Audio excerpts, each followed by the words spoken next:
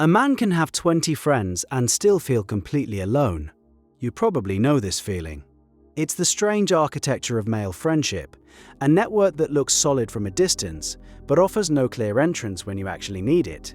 The reason is a set of invisible rules, a social grammar that was never explained but is ruthlessly enforced, and you are likely navigating your most important relationships completely blind to the real game being played. Most male friendships are built on a simple foundation, a shared activity. Working on a car, playing a video game, watching a sport, building a deck, the friendship happens shoulder to shoulder, with both men looking at a third thing. The activity is the container for the connection. It provides the context, the vocabulary, and the excuse to simply be in the same space without the pressure of direct, face-to-face talk. For many men, that kind of direct conversation feels like an interview or an interrogation. The shared task absorbs that pressure. It allows conversation to happen in bursts, as a secondary event. The real point is the shared effort.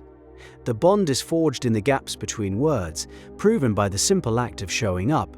This is an incredibly efficient way to build rapport. It filters for shared interests and values without anyone having to fill out a questionnaire. But this efficiency comes at a cost. The friendship becomes dependent on the activity that sustains it. The connection is tied to the context. Think about your friends from high school sports or your first job. When the context disappeared, the team, the office, the infrastructure for the friendship often vanished with it. The calls become less frequent. The inertia is gone. Without the shared third thing, there's often nothing to pivot to, and this reveals a fundamental fragility. If the friendship only works when you're both staring at an engine, what happens when one of you has a problem that can't be fixed with a wrench? The system has a mechanism for that, but it's disguised as something else entirely. That mechanism is insult. The friendly roast, the constant barrage of subtle and unsubtle digs, is a sophisticated piece of social technology. It's a low-stakes, high-frequency stress test of the bond. Each jab is a question. Are we still good? Can our friendship handle this pressure? When a friend makes fun of your new shirt and you fire back about his questionable haircut, you are both performing a trust exercise. The humor is the lubricant for a sensitive transaction. You are confirming that the connection is strong enough to absorb a little friction without breaking. The ability to give and take this kind of fire is a marker of intimacy. It says, I see you, flaws and all, and I am so comfortable in this friendship that I can point them out, and you know I don't mean it. It's a verbal sparring match where the goal is to prove both people can take a hit. The danger, of course, is miscalibration. Someone goes too far. They hit a genuine insecurity instead of a pretend one. The joke lands with a thud, and in that moment of silence, the system reveals its flaw. The tools used to maintain the friendship are the same tools that can instantly shatter it.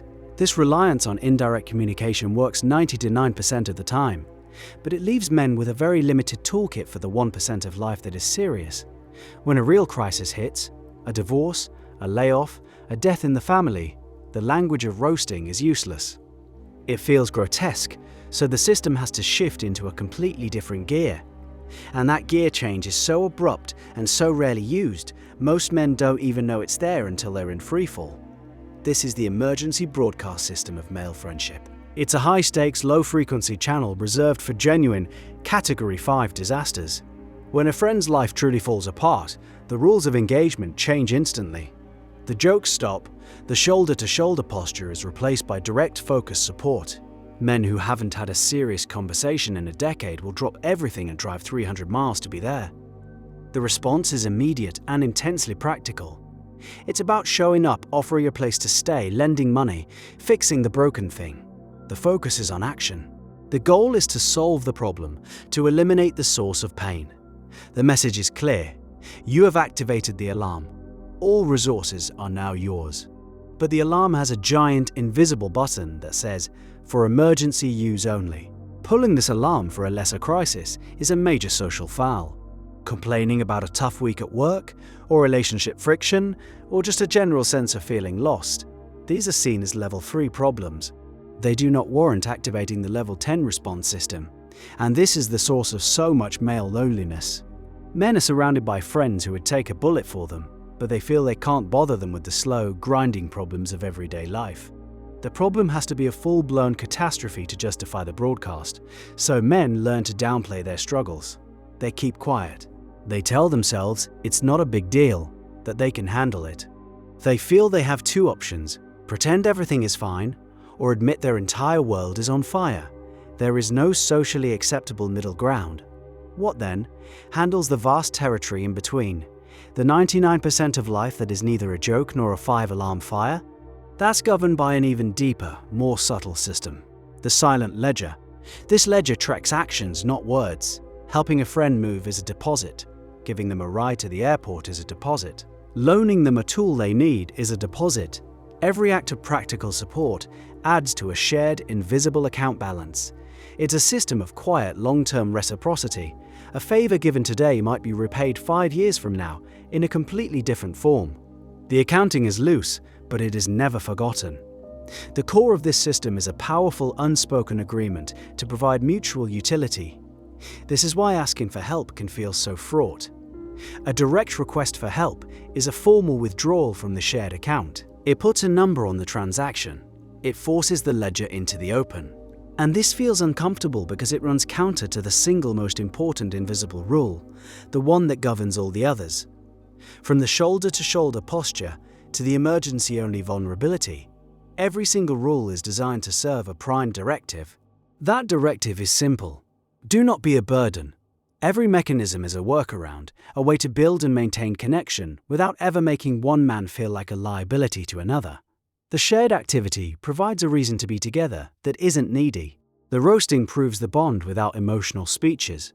The silent ledger of favors allows for mutual support without the discomfort of asking. The entire operating system is designed to maximize connection while minimizing the perceived burden of that connection. Critics might point out that some male friendships are incredibly open and emotionally expressive. And they're right, some are. But that is the exception. That is the result of men actively working to build a different kind of system. The default programming, the cultural script that runs in the background for millions of men, is this one. It's a script written for resilience and utility. It will get a group of men through a crisis. It will help them build a house or fix a city. It's a system that prizes strength and self-reliance above all else. Its weakness is that it's poorly optimized for the quiet, chronic challenges of modern life. It has a robust protocol for a broken leg, but almost no procedure for a sense of purposelessness. It values the man who can carry his own weight and subtly isolates the man who admits he is struggling to stand. This is the paradox. The very rules designed to foster strength and independence can become a cage. They create friendships that are a mile wide and an inch deep. They build networks of immense practical support that can feel emotionally hollow. Men end up with a dozen people they can call to help them move a couch, and nobody they can call to talk about the feeling that their life is the thing that feels too heavy to move. The rules are a map of a territory you've been walking through your whole life. They are neither good nor bad. They simply are. But seeing the map for the first time is everything. It shows you the well-worn paths, the hidden walls, and the cliffs you've been navigating by instinct. And once you can see the map, you can finally decide if you want to keep following the same road, or if you want to find a different way through the terrain. You can finally choose where you want to go, instead of just ending up where the tracks lead. And this deep-seated need to avoid being a liability doesn't just shape friendships, it quietly dictates how men approach their health, their families, and their entire careers, which is an entirely different kind of invisible cage.